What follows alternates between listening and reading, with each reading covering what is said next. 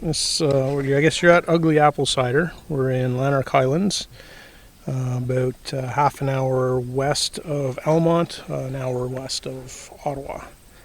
And it's a small cider. We started up licensed. We were licensed last year, so I guess in 2018 in August. And I guess it's mostly my project, but obviously my wife has been sort of dragged into it. So yeah, my son, he's involved to a great degree. He helped out a lot with the branding and stuff like that. Came up with the name and the logo and whatnot. So what got you started into cider? Is there a backstory behind that? I guess like a lot of people, I started drinking the commercial North American ciders. Was introduced to that because I was a beer drinker, but I also sort of found ciders and started really enjoying them. And given where we are and the number of trees I kept finding on the property, I just started making my own. And initially, I guess I figured that I was doing something wrong because it tasted so different from the commercial ciders. And carbonation, I'm not a big fan of carbonation, so I was really enjoying it, but I thought there was something wrong with it until I finally, one year I submitted some to the Glint Cap competition, and I got a bronze for a 2-year-old cider that I had in my cellar. And I guess it sort of just went from there. I've been making cider for, I'd say, probably about 10 years, but commercial only for, this will be the second season. So what was the reason you thought it was wrong? Just because it tasted somewhat different, or? Well, I guess North American ciders, they're all, I guess, sort of sweetened. They all taste like apple juice, basically, with carbonation, whereas this tastes very little like an apple. So it was one of those things that, without any basis for comparison, I didn't really know what I had. I knew I enjoyed it, but it wasn't the same as the other stuff. So I thought, okay, well, I've got something, but it's not cider. But then that led to some research, and the more research I did, the more I realized that, well, this is actually sort of, at this point, it's kind of like, might upset some people and stuff, but it's sort of like, this is a true cider versus what most North Americans know as cider, which was introduced to North America to compete in a particular market.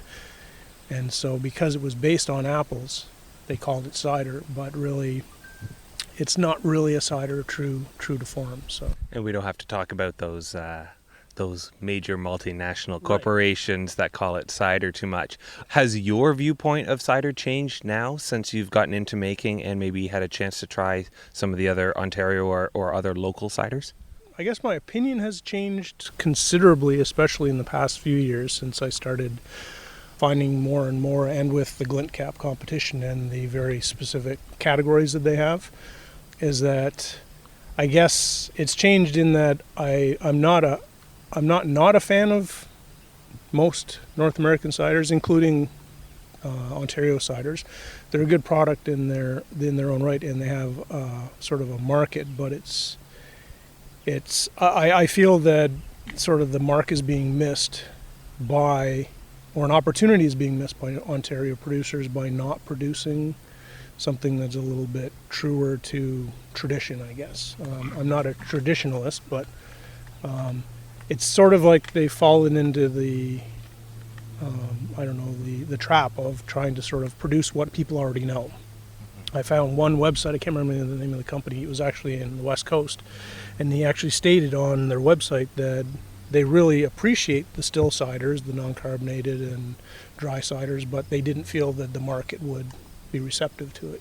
And true enough, because it's a real educational process, because you don't want people coming up expecting to drink growers, right, or any of the larger producers, and then they drink yours and they think there's something wrong with it. So that's kind of where we're at with that, is that we got to sort of ask them what they normally drink and then say, okay, throw that away. That's not what you're going to experience here. So you would, yours is still based or lightly carbonated, is that it? It's still. We have no carbonation. If there has been a couple of batches in the past that were very lightly carbonated, just there was still residual sugar. But ultimately, the goal here is to aim for a zero residual sugar, so a completely dry cider, And as a result of that, a completely still cider. Like I said, I'm not a big fan of carbonation, so I don't want to produce that, and so I don't want to produce something that I don't want to drink. So that's kind of where I'm at with that. Even though some people might want it, and a lot of people say, "Well, are you going to make one, or can you?" So, well, I could, but I don't want to. So. And looking at the place here, this is your residence as well as your workshop for cider making and so on as well. I'm assuming a lot of that comes into play when it comes to making what you want and then sharing it with those in the area. Yeah, I guess like I said, we live here, and that's sort of where it all started. Is figured on just we were sort of back to the lander kind of people when we moved here 20 years ago. We fell into that whole homesteading thing, and we raised our children, we homeschooled and stuff, so it was just sort of a connection with the land that we're on, and then finding the trees and them being all organic and having been naturally planted by animals and stuff. So it's just something that sort of built on itself. And then on the scale, or I guess the product that I'm producing with using wild apples, it kind of limits my size. Like, it's not really scalable. Just by virtue of collecting wild apples. So I'm kind of limited. So this year we branched out a bit into the carp market. We tried that, but then we kind of ended up neglecting the local market where we started. So it's kind of a balancing act for us. So we're not sure where we're going to go at this point. But yeah, I guess. Okay. Can you tell me a little bit about the space that you have here right now? So what's coming forward, and what are you looking to build into? Well, we have 55 acres, probably in the range of best guess to date, based on my calculations, is roughly 200 apple trees. That includes the ones that we planted, so we're probably in the 150 range of wild trees, plus we have our neighbor's property. So far, I've kind of been limited in my volume more by my space and my fermenters, like fermentable working space. So I want to sort of expand and get larger. I guess we're producing around 1,000 liters would be about what we've got so far. I'd like to sort of probably double that, but I don't know that I want to go much larger than that. I don't want this to be a full-time job. I want it to sort of be one of a multitude of different sort of projects and sources of income that I'm sort of working on. But we still want to stay, based on this year's experience, I'd like to stay more local if I could, because it's one of those things where you get in a community and then they're regulars. You know, they'll expect and they'll continue buying. They'll be sort of the loyalty. So if customers are going to be loyal to us, I figure we should probably be loyal to them as well. Yeah, very community oriented, and we do see that a lot in Ontario, especially with some of the cider makers that are, similar ideas, got out of the city, wanting to try something new, but also wanting to make sure that they have their friends and family and those around them connected with it. So it's a really neat sort of experience. What would you say has been the biggest challenge so far that you've come across? Big challenge is the regulation, I guess. It makes it difficult for really small producers to, I guess, operate in Ontario with the way the regulations are set up. I know it's difficult for all. The liquor industry in particular is really heavily regulated, but it's the licensing. Recent funding came out for cideries.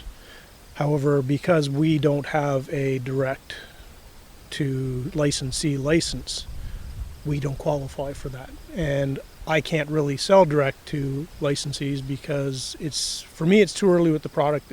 As I described with the education part of it, is I have to find a restaurant that's not just looking to put something on tap or something on it, and they're not going to explain it, because it's a product that really has to be explained to people so that they know what to expect. So really, I guess the biggest challenge would be that, because it kind of really limits the way we can sell it. And also with what I have, I don't want to sell it online necessarily, because I don't want somebody buying a product that they haven't tried. Because again, it comes down to that. They're expecting one thing, they get this, and now it's just a bad review. And then they tell everybody, no, it's not cider, there's something wrong with it. Sort of like what I felt in the beginning when I first made it. So.